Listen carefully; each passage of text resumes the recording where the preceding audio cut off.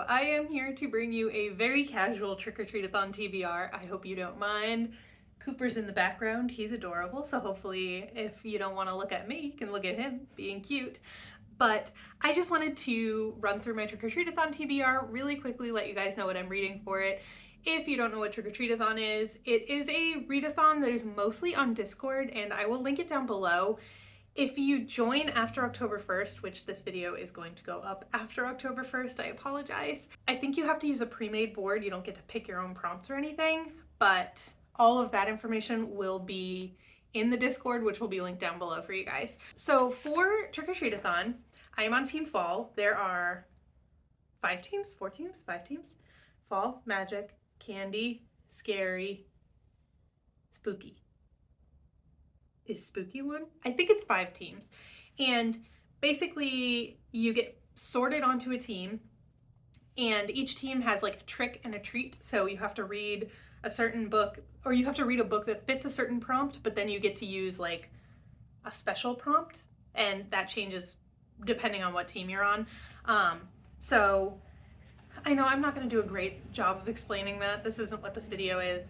If you want more information, you can always go to the Discord, but this is what I'm working with. I will show you my pretty board on here, or maybe it'll be over here so you can keep looking at the pup. But I'm on Team Fall and I am using the small board. I did fill out the large board as well. There's 2 different sizes. You can do one with 9 squares or 125 squares, depending on how much you read, how much you think you can read.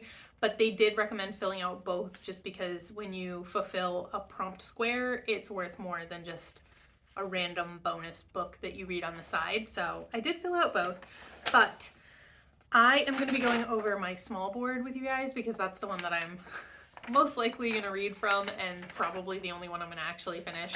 So, and I think I have to finish this one before I can start the second one. I think you have to do one board at a time. But anyway, again, I'm not going to do a good job of explaining it, so I'm just not going to bother. But basically the hostess, her name is Meg. She's on Instagram too. Again, if you want to know more about her, it'll be in the Discord. Maybe if I remember. Editing Sarah, link her Instagram. But basically she came up with 40 different prompts, and you choose whichever prompts you want if it's before October 1st. Again, unfortunately this is going up after October 1st, so you're gonna, if you want to participate, have to choose one of the pre-made boards. But I got to pick my prompts. Out of these 40, I picked the 8 that I thought would be the easiest for me to achieve, and what I had books picked out for, or like books in mind for. So I'm just gonna go over those 8 books. So my first prompt that I went for was cozy, read a book that has cozy vibes. And for that I chose Deadly Ever After by Eva Gates. This is a cozy mystery, so cozy vibes, but it is kind of deep in a series. I think it's like the 7th one or something. I get super into cozy mysteries this time of year, so you will notice a trend. Most of the books that I picked for these prompts are cozy mysteries. But yeah, so that is the first one. The next one that I picked was prompt number 6, and that was to be continued, read the next book in a series. And for that one, I chose Yeast of Eden by Sarah Fox. Again, I think it's like the 3rd or 4th book in the Pancake House mystery series. I'm not going to go into a ton of detail about these because cozy mysteries all kind of blend together. They're all kind of exactly the same, but that's what makes them cozy and comfortable and like what I want to read in the fall when it starts getting cold outside. So yeah, sorry, I don't really know that much about it, but that is the second one. Next, I chose number 19, and that was Looks Like Murder, Read a Book with Murder. And for that one, I chose Murder at the Taffy Shop by Maddie Day.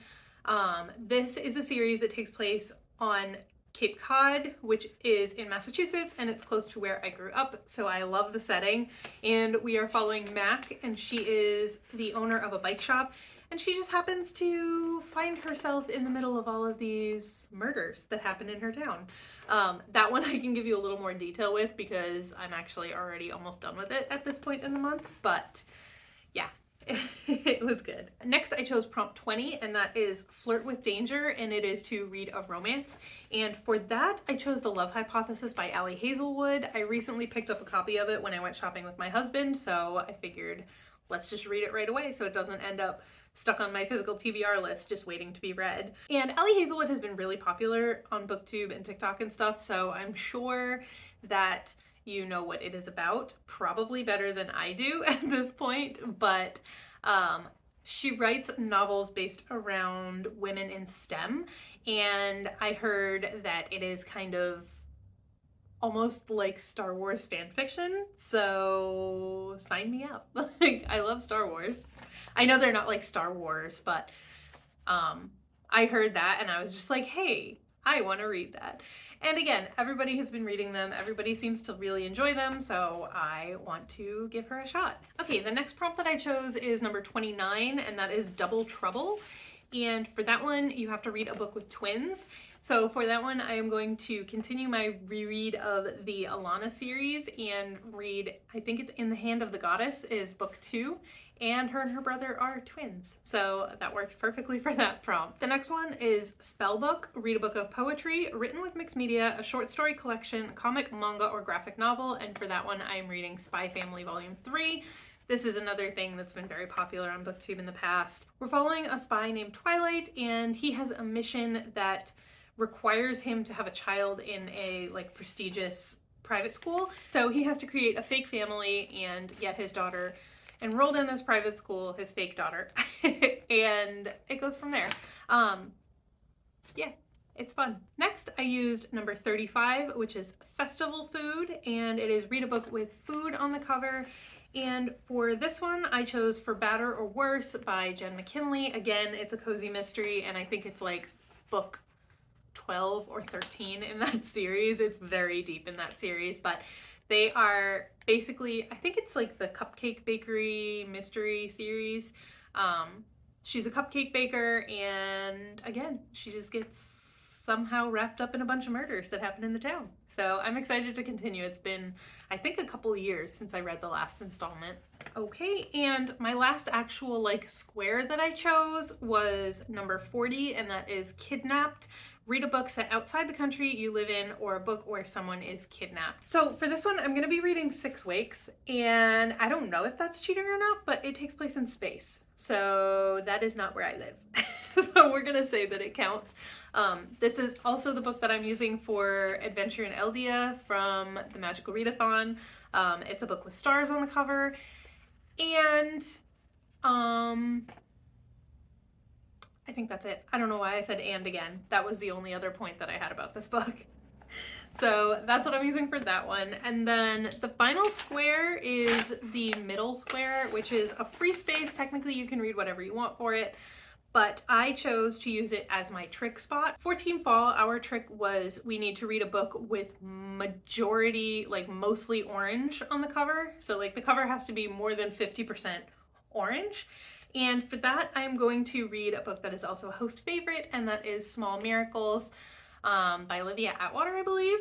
I'm still waiting for my copy to come in from the library. I have no idea what it's about, but it was the most orange cover that also counted for host favorite points. So that's what I chose. And I don't know what my treat book is going to be. Our treat, if we read a book with more than 50% orange on the cover, our treat is that we get to count a book that we started before October 1st. 4 points in the readathon. Everything else you have to start October 1st or later in order for it to count for the readathon. The book that I was planning to start before October 1st was Six Wakes. I think that's what I was gonna say, and I didn't actually start it. So I don't know how I'm gonna use the treat. You don't have to use the trick or the treat if you don't want to, but it's always good to get the trick out of the way so that if you want to use your treat, you can. And for this readathon, you're not actually locked into the books, so for all I know, maybe I'll switch one of these books out for a book that I already started previously if I run out of time to read any of them. But that is my basic TBR for this readathon. I hope this wasn't too confusing. If you don't know anything about this readathon, this might have been a little bit confusing. It's not necessarily a confusing readathon, but there are a lot of parts involved. So yeah, I hope it wasn't super confusing, but I will again leave the Discord link down below so you can check out all the information if you want to. And that is going to do it for this video.